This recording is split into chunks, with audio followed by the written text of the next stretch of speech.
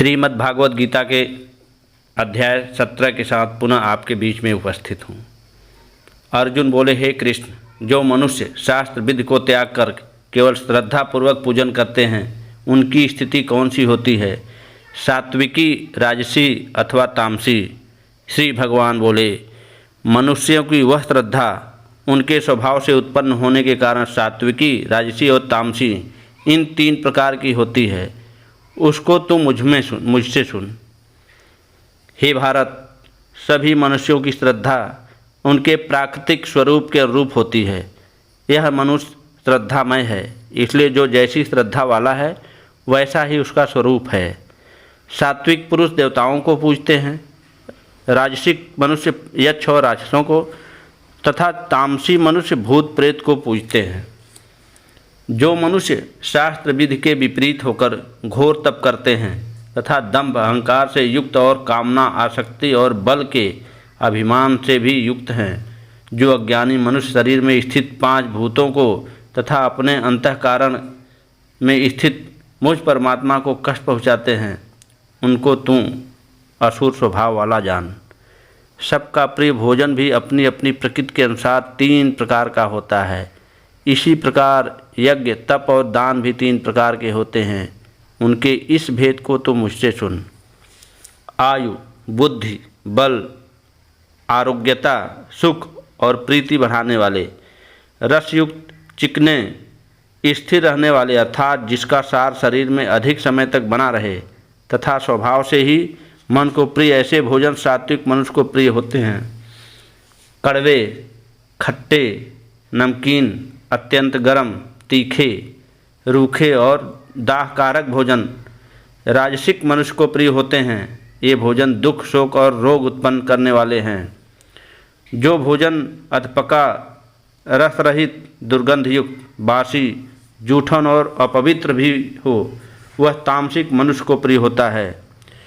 जो यज्ञ शास्त्र विधि के अनुसार मन को साध कर बिना फल की इच्छा किए कर्तव्य मानकर किया जाता जाए वह सात्विक यज्ञ है। हे भरतश्रेष्ठ, जो यज्ञ किसी फल की इच्छा से अथवा दिखाने के लिए किया जाता है उस यज्ञ को तुम राजसिक समझ।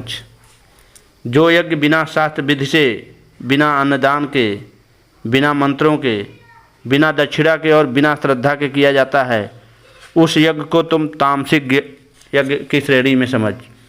ईश्वर, ब्राह्मण, गुरु और ज्ञानी जनों का पूजन करना, पवित्रता, सरलता, ब्रह्मचर्य का पालन करना और अहिंसा, यह सब शारीरिक तप कहा जाता है। जो शब्द उद्वेग उत्पन्न न करे, जो प्रिय, हितकारक और सत्य हो तथा वेदों के अध्ययन का नियमित अभ्यास, ये वाणी के तप कहलाते हैं। मन की प्रसन्नता, सौम्यता, मौन, आत्मसंयम और अंतःकरण की पवित्रता, ये सब मन के तप कहलाते हैं। इस तरह 3 प्रकार से मन से, वचन से, शरीर अर्थात कर्म से, फल की कामना से रहित और परम श्रद्धा भाव से किए गए तप को सात्विक कहते हैं। जो तप सत्कार, मान और पूजा दिखाने यानी कि पाखंड के भाव से किया जाता है वह अनिश्चित और नाशवान फल देने वाला तप राजसिक कहा गया है। जो तप मूर्खतापूर्वक, हठ से स्वयं को कष्ट देकर अथवा दूसरों को अनिष्ट करने के लिए किया जाता है वह तप तामसिक कहा गया है। दान देना एक कर्तव्य है। इस भाव से जो दान अभावग्रस्त क्षेत्र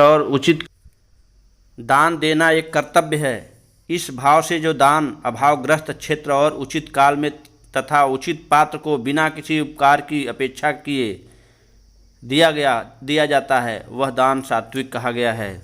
किंतु जो दान प्रतिफल की कामना करते हुए दिया जाता है और जिसे देने के बाद पश्चाताप हो वह दान राजसिक कहा गया है।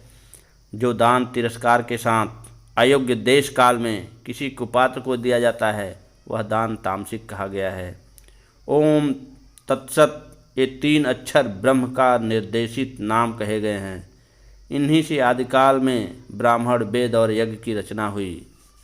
इसलिए वेद मंत्रों का उच्चारण करने वाले पुरुषों के शास्त्र विधि से किए गए यज्ञ, दान और तप की क्रियाएं सदैव ओम के उच्चारण के साथ प्रारंभ होती हैं। तत् कहे जाने वाले परमात्मा ही सब कुछ हैं ऐसा मानकर मुक्ति चाहने वाले फल की इच्छा किए बिना यज्ञ तप तथा दान की क्रियाएं करते हैं। हे पार्थ, सत नाम का प्रयोग परमात्मा के सत्य भाव व साधु भाव में किया जाता है। श्रेष्ठ और शुभ कर्म में ही सत शब्द का प्रयोग होता है। यज्ञ तप और दान में जो स्थिति है वह भी सत कही जाती है, इसलिए परमात्मा के लिए किया गया कर्म भी सत्य ही कहलाता है।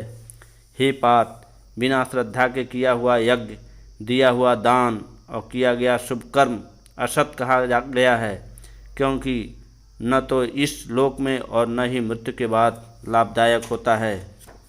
इस तरह श्रीमद् भागवत गीता का अध्याय 17 समाप्त होता है।